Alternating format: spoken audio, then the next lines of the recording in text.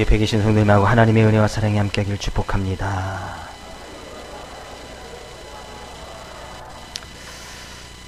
세 명의 사위를 둔 장모가 사위들의 성품을 시험해 보기로 했습니다. 그래서 그 장모된 사람이 먼저 첫째 사위를 데리고 강가로 가서 함께 산책을 하다가 갑자기 자신을 물에 팍 빠져버린 거예요. 그러자 즉시 그 사위가 그 모습을 보고 강에 뛰어들어서 장모를 구했습니다. 그리고 그 다음날 그 첫째 사위의 대문 앞에 장모로부터라는 메모와 함께 고급 승용차가 한 대 딱 서 있었습니다. 그 다음날 이제 둘째 사위를 시험하기 위해서 첫째 사위가 했던 거랑 똑같이 산책을 하다가 돌발 쪽으로 강물에 푹 빠져버렸는데 어김없이 이 둘째 사위도 장모님을 딱 구합니다. 그래서 그 다음날 또 둘째 사위 집 대문 앞에 장모로부터 하면서 이제 고급 승용차 K7이 쫙 서 있는 거예요. 마지막으로 이제 셋째 사위를 시험할 차례 되었습니다. 장모는 역시 첫째, 둘째 했던 것처럼 마찬가지로 강가로 산책을 하다가 갑자기 강물에 딱 뛰어들었습니다. 근데 셋째 사위는 장모를 구하지 않았어요.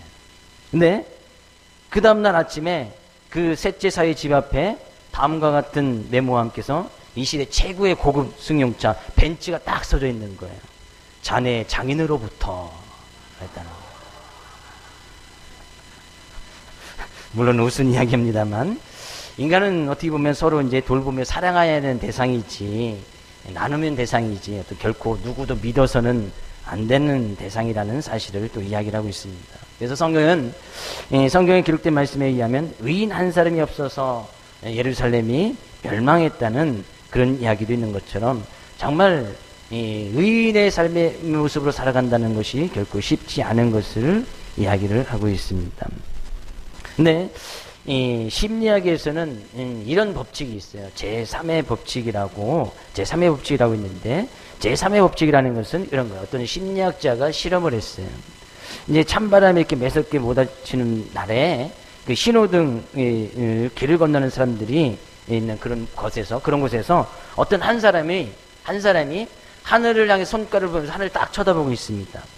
딱 쳐다보고 있으면 그 한 사람이 이렇게 쳐다보고 있으면 지나가는 사람들이 그 누구도 하늘을 쳐다보지 않습니다.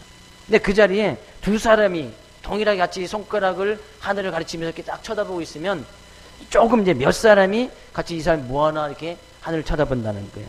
근데 세 사람이 동일하게 그 자리에 서서 손가락을 하늘을 가리키면서 세 사람이 이렇게 딱 쳐다보고 있으면 지나가는 사람 거의 90%가 이 사람들이 뭐하나 하면서 같이 하늘을 쳐다본다는 거예요. 이것이 제3의 법칙이라는 법칙이에요. 한 사람, 두 사람이 어떤 행동을 하면 사람들이 아무런 관심이 없지만 3명 정도가 같은 행동을 하면 다른 사람들도 동조하게 되어진다는 거예요. 이번 단기전 기도 저희 3명이 갔다 왔습니다. 같은 곳을 바라보고 주성이와 웅이와 저와 함께 같이 하나님 나라를 보고 왔습니다. 이 3명이 보고 왔다면 이것이 큰 교회의 큰 원동력이 될 수 있겠지요. 근데 한 사람이 또 군대를 가네요. 어떡하죠? 3인 성호라는 사자성어도 있습니다. 세 사람이면 호랑이도 만들어낸다는 거예요. 한 사람이 호랑이가 나왔다. 길거리 호랑이가 나왔다면 아무도 안 믿습니다. 두 사람이 길거리 호랑이가 나왔다 하면 고지듣지도 않다가 세 사람까지 길거리 호랑이가 나왔다면 많은 사람들이 그것을 믿기가 쉽다는 거예요. 그래서 없는 호랑이도 만들어낸다는 것이 이제 3인 성호예요. 그만큼 세 사람이 함께 합심하여 일을 하면 그것의 영향력들을 통해서 많은 사람들이 함께 동참할 수 있다는 거예요. 이것 또한 성경의 법칙이기도 하지요. 두세 사람이 내 이름으로 모인 곳에서는 나도 그들 중에 있느니라. 하나님께서는 이 자리에 함께 하신 줄로 믿습니다.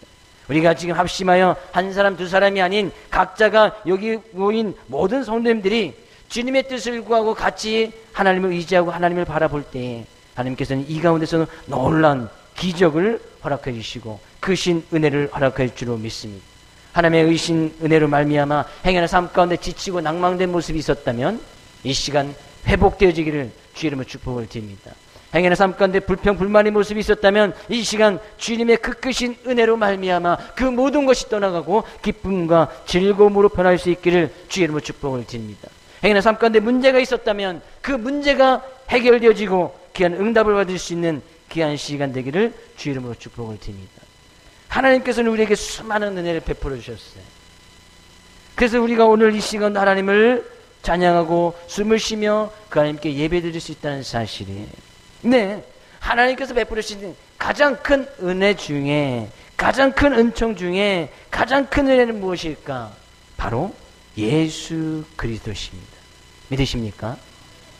하나님께서는 우리가 태어나기도 전에 예수 그리스도를 예배해 두셨기에 우리가 그 예수 그리스도부터 오는 영원한 생명을 지금 우리가 누릴 수 있고 진리의 사람들이 되었고 오늘도 그 생명을 누리면서 살아갈 수 있다는 사실이 하나님의 가장 큰 은혜, 길과 진리와 생명 되신 예수 그리스도를 우리가 믿고 의지하는 것이 얼마나 큰 은혜인지 모릅니다. 하나님께서는 그 예수 그리스도를 미리 예비해 두셨고 우리가 그 예수 그리스도를 믿을 수 있도록 그 은혜의 길도 허락해 주셨다는 사실이에요. 네요. 정말로 이 오늘 본 말씀을 읽었지만 생각하면 생각할수록 정말 그 사랑이 얼마나 큰지 하나님께서 무엇 때문에 하찮은 인간을 먼저 찾아와서 만나주시고 우리를 위해서 예수 그리스도를 예비해 두셨느냐는 얘기죠. 왜 우리를 먼저 찾아와서 만나주시고 우리에게 은혜를 베풀어 주셔서 예수 그리스도를 믿게 하셨느냐? 그것이 기적 중에 기적 아니에요. 우리가 선교 가서 집을 지어주는 거 정말 놀라운 기적 중에 하나지요. 집을 지을 수 없는 그런 상황의 여건이 있음에도 불구하고 이제 집을 짓는 거 아주 중요한 어떤 기적이라고 할 수 있어요. 근데 가장 큰 기적은 하찮은 우리, 죄인된 우리를 위해서 주님께서 찾아와 주셔서 우리를 만나 주시고 우리를 자녀 삼아 주신 것, 이것이 기적 중에 기적이고 사건 중에 사건이다. 주님께서 우리에게 이런 기적을 베풀어 주시지 않았다면 우리 가운데 누가 먼저 주님을 주님으로 알고 주님을 주님이라고 고백할 수 있었겠는가? 주님을 알지도 못하였고 알려고도 하지 아니했던 죽어 마땅한 우리 죄인을 먼저 찾아오셔서 하늘의 보좌를 버리고 이 땅에 오신 예수 그리스도, 그래서 그 예수 그리스도는 하나님의 사랑이에요. 예수 그리스도 그 자체가 인간의 상식으로는 상상조차 할 수 없는 주님의 위대한 사랑을 예수 그리스도의 그 말씀 앞에 우리는 확인할 수 있다는 거예요. 오늘 본 말씀 6절 말씀 가서 볼까요? 6절, 우리가 아직 연약할 때에 기약대로 그리스도께서 경건하지 않은 자를 위하여 죽으셨도다. 우리가 아직 연약할 때, 여기 연약할 때라는 것은 힘이 없거나 병들 때, 영적으로 죽어있는 상태를 이야기하기도 하지만 유아기 때를 의미합니다. 유아기 때. 이것은 아주 대단한 중요한 사실을 우리에게 일깨워 줍니다. 연약할 때, 유아기 때라는 것은 어떤 사람들의 어떤 기억력이 형성되기 이전의 시기를 이야기해요. 지금 우리 아이들도 지금 같이 예배를 드리고 있지만 이들이 지금 할머니가 어머니가 젖 물리고 밥을 먹이 이슈되신 거 전혀 기억하지 못합니다. 그렇죠? 행여나 지금도 그거까지 기억하신 분 계십니까? 내가 아주 어렸을 때 어머니가 기저귀 채워주고 이 젖을 물려주고 진자리 마른 자리 구별해서 우리를 눕히고 입히고 먹인 것, 혹시 그것을 기억하고 계신 계세요? 기억력이 형성되기 이전, 그것을 갖다가 지금 유아기라는 연약할 때라는 단어를 쓰고 있어요. 우리가요 부모님의 사랑을 언급할 때 부모님께서 나를 사랑하시고 있구나 라는 것을 이야기할 때 그 사랑이란 일반적으로 우리의 기억력이 생성된 이후의 사랑, 다시 말해서 우리가 내가 기억 속에 간직되어 있는 그 사랑을 이야기해요. 우리가 기억하지 못했던 그 이전의 모습은, 기억과는 상관없는 그런 모습은 부모님이 나를 사랑했는지 안 사랑했는지 그래서 기억하지 못하고 있단 말이죠. 근데 우리의 기억과는 아무런 상관없이 우리의 부모님은 늘 우리를 사랑했다는 사실이에요. 내가 부모님께서 나를 사랑하신다라고 기억하고 있는 그 이전에도 부모님은 우리를 사랑하고 있었다는 거예요. 우리는 우리가 기억하는 사랑만 사랑하러 간주하는 것에서 부모의 사랑을 바르게 인식하는데 어쩔 수 없는 한계를 지니고 있습니다. 왜? 기억하지 못하니까. 근데 우리가 기억하지 못하는 그 시절이 더욱더 부모님들이 가장 관심을 가지고 가장 돌봐야 되고 가장 큰 사랑을 베풀어줘야 될 그때 아니에요.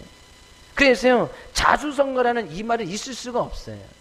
전 자수성가라는 그 말을 사자성어에서 가장 안 좋아하는 사자성 중에 하나예요. 자수성가? 부모님의 그 어릴 적에 지극정성의 어떤 헌신과 사랑의 보살핌이 없으면 자수성가 있을 수 없는 거죠. 어떻게 스스로 자기의 성공을 이룰 수가 있습니까? 어릴 때 그런 어느 누군가의 헌신과 사랑을 받지 아니하고는 성공할 수 없는 것이죠. 그것 또한 자기의 기억력 속에 기억하기 이전에 하나님께서 우리가요, 동일하게 우리가 하나님의 사랑을 이야기할 때도 마찬가지예요. 하나님께서 나를 사랑하신다라고 이야기하는 것은 우리의 기억, 하나님께서 나를 이렇게 사랑하시는 것보다 우리의 기억 속에 남아있는, 그래서 하나님의 사랑을 알게 된 이후에 내가 기억하고 있는 그 이후에 하나님께서 나를 사랑하셨다고 하고 있다는 사실이에요. 그렇다면 우리가 생각해 볼 수 있지요. 우리가 하나님을 만나기 이전에는, 내가 하나님의 사랑을 알기 이전에는 하나님께서 우리를 사랑하시지 아니한 것인가? 그렇지 않다는 사실이에요. 내가 하나님께서 나를 사랑하고 있다라고 그것을 인식하고 알고 있는 그 이전에도 하나님은 사랑하고 계셨고 우리를 위해서 많은 것을 예비하고 계셨고 우리를 더욱더 귀하고 소중하게 생각하고 있었다는 사실이에요. 육서 말씀 이야기하죠. 경건하지 않은 자를 위하여서, 경건하지 않다는 것은 전혀 하나님에 대한 신앙심이 없는 자를 이야기하는 거예요. 그러니까 하나님에 대해서 하자도 모를 그때에, 예수님에서 예자도 모를 그때에 신앙이 뭔지 믿음이 뭔지 모르는 그 경건하지 않은 자를 위해서 그리스도께서 그들을 위해서 죽어주셨다. 그것이 바로 하나님의 사랑인 거예요. 주님에 대한 신앙심이 전혀 없을 때에 주님께서는 이미 그 사람을 위해서 십자가에 못 박혀 죽으심으로 말미암아 우리를 사랑해 주셨다는 거예요. 이것이 바로 주님의 사랑이에요. 그런 주님의 사랑을 우리가 하나님께서 이 시간에도 허락해 주시기 원하고 그 사랑을 마음껏 받아 누리시기를 원하신다는 거예요. 우리가 주님을 알지 못할 때, 주님에 대한 신앙심이 전무할 때 바로 그때 주님께서는 우리를 죽이셨다는 그 사실만으로도 주님의 사랑을 설명하기에는 너무나 그 표현이 너무나 부족합니다. 그래서 바울은 7절 말씀에 이렇게 이야기를 하네요. 7절, 의인을 위하여 죽는 자가 쉽지 않고 선을 위하여 용감히 죽는 자가 있거니와. 8절, 우리가 아직 죄인 되었을 때에 그리스도께서 우리를 위하여 죽으심으로 하나님께서 우리에 대한 자기의 사랑을 확증하셨느니라. 우리가 주님께서는 우리에게 신앙심조차 없을 때 뿐만이 아니라 우리가 더러운 죄인이었을 때에 우리를 위하여 죽으셨다는 일. 이것이 얼마나 어려운 일인지 바울은 그 예를 들어서 이야기를 하고 있어요. 죄인 된 사람에서 죽어주는 거, 그 정말 힘든 거예요. 7절 말씀에 그 예를 들고 있어요. 7절 말씀, 의인을 위하여 죽는 자가 쉽지 않고 의인을 위해서 대신 죽어주는 자는 거의 없다는 사실이에요. 왜냐하면 의인은 의인이기 때문에 핍박받고 죽는 것을 사람들이 당연시 알기 때문입니다. 예를 들어서 일제시대에 한국의 거의 모든 교회가 행하던 신사참배에 결연히 반대하고 투옥되었던 주규철 목사님이라는 사람이 있습니다. 그 사람이 곤과 고초를 당하고 결국에는 순교하게 되어지는데 한국교회가 자랑할 만한 의인임이 분명해요. 근데 그러나 그 당시에 많은 사람들이 그 어느 누구도 목사님은 의인이니까 쓸모없는 제가 대신 죽겠다고 나선 사람이 한 명도 없었다는 사실이에요. 의인에게는 의뢰 그런 고초와 그런 죽음이 따르게 마련이라고 여기기 때문에 의인을 위해서 죽어주는 사람은 없다는 거예요. 내가 의인이라고 이 세상 누군가가 나를 대신해서 죽어줄 것 같습니까? 오히려 자기를 대신하여 의인인 내가 죽어주기를 바라는 사람들만 있을 뿐이에요. 두 번째는요, 선인을 위하여 용감히 죽는 자가 혹 있거니와, 선인을 위해서는 혹 죽어주는 사람이 있다는 거예요. 혹 죽어준 선을 위해서 이제 용감히 죽는 자가 하고 있거든요. 여기서 용감이라는 것은 당돌하다, 가감하게 나선다는 그런 의미도 있지만 깊이 생각하지 않는다는 그런 의미도 있어요. 그렇다는 것은 타인을 위해서 생각 없이 죽어주는 사람은 간혹 있을 수 있다는 거예요. 예를 들면 그런 거죠. 지하철에 사람이 떨어졌습니다. 네, 지하철에 막 들어와요. 근데 그것을 본 사람이 생각을 합니다. 아, 지하철 들어오는 시간과 내가 뛰어 내려가서 그 사람을 건져 올리는 그 시간과 그럼 내가 살 수 있을까? 뭐 그것을 막 계산해서 기차가 80km로 온다면 여기까지 뭐 2분 30, 2초 30, 한 3초 만에 들어올 텐데 내가 뛰어내서 오는 것은 막 그런 거 계산하면서 그죠? 뛰어내려서 그 사람을 건지려고 하는 생각이 있으면 그 사람을 건질 사람이 없다는 거예요. 그죠? 그 관계를 목격한 사람이 그냥 생각 없이 바로 그냥 뛰어들어서 그 사람을 밀쳐내고 자기의 뭐 지하철에 뭐 깔리든지 아니면 같이 뭐 살든지 뭐 우리는 그런 사람들을 보통 의사자라고 부르기도 하지요. 근데 이런 일은 생각 없이 이루어져야지 깊은 생각의 전제 속에서는 전혀 불가능하게 되어진다는 거예요. 그죠? 깊이 생각하면 왜? 자기의 생명보다 목숨에 관한 인간은 모두 다 이지기 때문이죠. 자기 생명보다 더 중요한 것이 어디 있어요. 그래서 그렇게 죽임을 당한 사람들 우리는 의사사 처리하는 것을 보게 되어집니다. 근데요, 우리의 모습을 잘 생각해 보십시오. 우리가 의인입니까? 우리가 또 결코 선인이었습니까? 결코 아니었단 말이에요.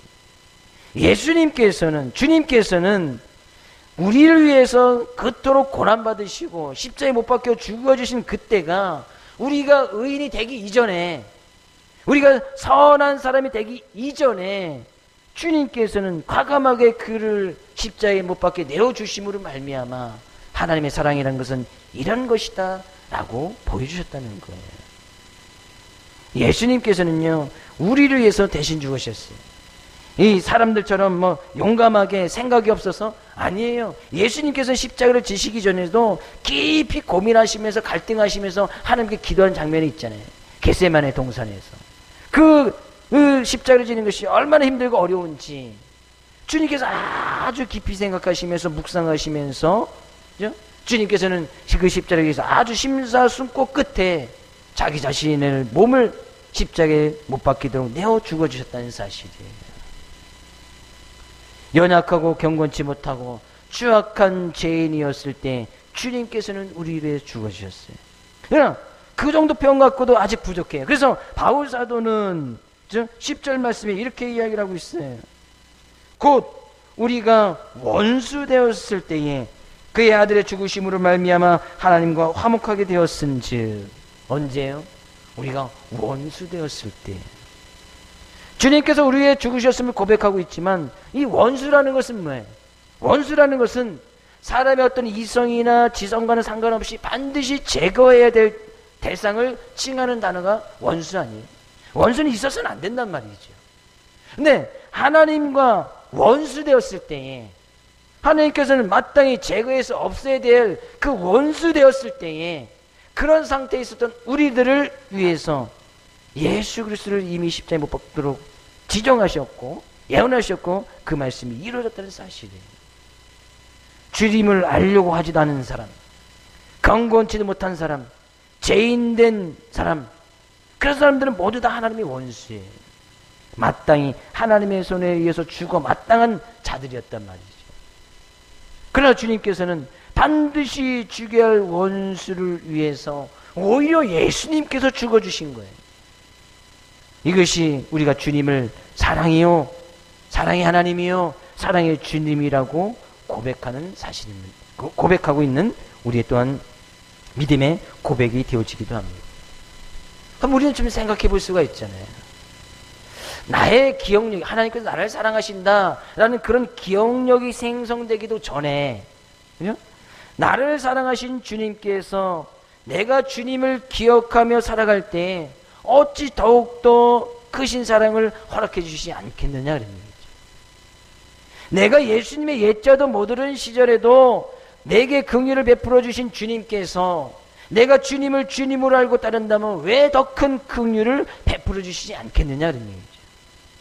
내가 죄인 되었을 때에도 주님은 자비로 나와 함께 해주시고 또한 크신 사랑을 베풀어 주셨듯이 내가 주님을 부여잡고 그런 주님의 은혜를 부여잡고 말씀을 쫓아 살아갈 때에 왜 더 큰 자비를 허락해 주시지 않겠느냐 이런 얘기죠. 내가 주님의 원수였을 때도 나를 죽이시기는커녕 도리어 나를 위해 죽어주신 주님께서 내가 주님의 제자로 살아간다면 왜 주님께서는 모든 것으로 우리의 삶을 채워주시지 않겠느냐 이런 얘기죠. 이것이 바로 우리가 지금 하나님의 사랑을 덧입고 있는 증거예요. 오늘 숨을 쉬고 오늘 하나님을 찬양하고 오늘 예배를 드릴 수 있는 것, 하나님께서 지금 크신 사랑을 베풀어주고 있단 말이죠. 그럼 그런 사랑을 받은 우리들이 해야 될 일이 무엇인가 하는 거예요. 내가 지금 연약할 때 하나님을 알려주고 하지 않은 그때에 죄인 되었을 때 하나님께서 원수 되었을 때에 하나님께서 우리를 그렇게 사랑해 주셨고 지금도 크신 사랑을 하나님께서 허락해 주셨다면 그 사랑을 덧입은 자로서 우리들이 해야 될 일이 무엇인가 그런 얘기예요. 오늘 말씀을 이야기합니다. 11절. 그뿐 아니라 이제 우리로 화목하게 하신 우리 주 예수 그리스도로 말미암아 하나님 안에서 또한 즐거워하느니라. 저는 이 즐거움이 여러분과 저희 삶 가운데 충만히 있기를 주의 이름으로 축복을 드립니다. 예수 그리스도로 말미암아 하나님께서 그 예수 그리스도를 우리가 연약할 때 죄인 되었을 때에 원수 되었을 때 그 예수 그리스도를 통해서 보여주신 그 크신 하나님의 사랑으로 말미암아 즐거워하라 그런 얘기예요. 이미 그 이전에 이미 죽었어야 돼. 아니면 어쩌면 이 세상에 하나님께서 보내심을 받지도 못했을 수도 있어요. 근데 하나님께서 택하여 이 세상에 보내주시고 하나님을 알게 하시고 주님을 믿게 하시고 하나님의 자녀로 살게 하신 그 크신 하나님의 사랑을 우리가 고백하고 나간다면 그 사랑으로 말미암아 그 사랑 대신 예수 그리스도로 말미암아 즐거워하라는 거예요. 이 즐거움이 있어야 함께 나눌 것이 아니냐 그런 얘기. 우리의 삶 가운데 즐거움은 진정 어디서부터 오고 있습니까? 우리의 삶 가운데 진정한 기쁨은 진정 어디서부터 오고 있느냐 말이지. 좀 성공하면 기쁘고 즐겁고 조금 망하면 그 기쁨과 즐거움이 사라지고 그 세상 사람들과 다를 바가 없잖아요. 좀 자녀들이 잘하면 기쁘고 즐겁고 자녀들이 좀 못하면 그 기쁨과 즐거움은 사라져 버리고 세상 사람들과 다를 바가 없다는 얘기예요. 남편이 직장에서 승급하고 막 승진도 하고 성공도 하면 기쁘고 즐겁고 승진이 더디고 망하고 사업이 망해버리면 그 기쁨과 즐거움이 없다면 세상 사람들과 별반 다를 점이 무엇이냐 그런 얘기예요. 우리의 진정한 기쁨과 즐거움은 예수 그리스도, 그 예수 그리스도가 기쁨의 근원이고 기쁨의 원천이 되어야 할 줄로 믿습니다. 그 예수 그리스도가 보여준 그 크신 하나님의 사랑이 무엇이에요? 우리가 이미 죽었을 때, 죄인 되었을 때, 원수 되었을 때 하나님을 알려고 하지도 않은 하나님의 사랑을 전혀 기억하고 있지 않는 그 유아기 때도 하나님께서 우리를 여전히 사랑하고 있었다는 사실이에요. 그 하나님의 사랑이 있어야 우리가 나눌 수 있다는 얘기예요. 그 하나님의 사랑이 있어야 본문은 하나님과 화목할 수 있고 그 사랑을 인식해야 우리가 즐거움이 있을 뿐만 아니라 그 기쁨으로 말미암아 우리가 구원까지 받을 수 있다고 본문 말씀이 이야기하고 있는 거예요. 예수 그리스도로 말미암아. 그래서 우리가 이 세상을 살아가는 가장 큰 기쁨과 즐거움은 예수 그리스도에 되고 그 예수 그리스도가 있는 자들에게는 분명한 하나님의 영광이 있고 하나님 나라가 있고 그 하나님 나라를 통하여서 많은 사람들에게도 그 하나님 나라와 영광을 밝히 보여 증거할 수 있다는 사실이에요. 저는 우리에게 모든 성도들이 바로 이 예수 그리스도로 말미암아 오는 이 기쁨과 즐거움이 삶 가운데 가정 가운데 하는 모든 일 가운데 충만히 임할 수 있기를 다시 한번 주의 이름으로 축복을 드립니다. 옆에 계신 성도님에게 하나님께서 그렇게 우리를 사랑하신데 그 사랑을 인식해야 되는 거예요. 바르게. 언제요? 죄인 되었을 때, 원수 되었을 때, 경건하지 않을 때 하나님께서 그렇게 우리를 사랑해 주셨듯이 그런 하나님의 사랑을 닮아가 하나님의 자녀로서 난 하나님의 사랑을 체험하여서 그 사랑을 밝게 보여주고 증거하고 참된 기쁨과 즐거움의 삶의 모습이 한 주간도 충만히 임할 수 있기를 다시 한번 주의 이름으로 축복을 드립니다.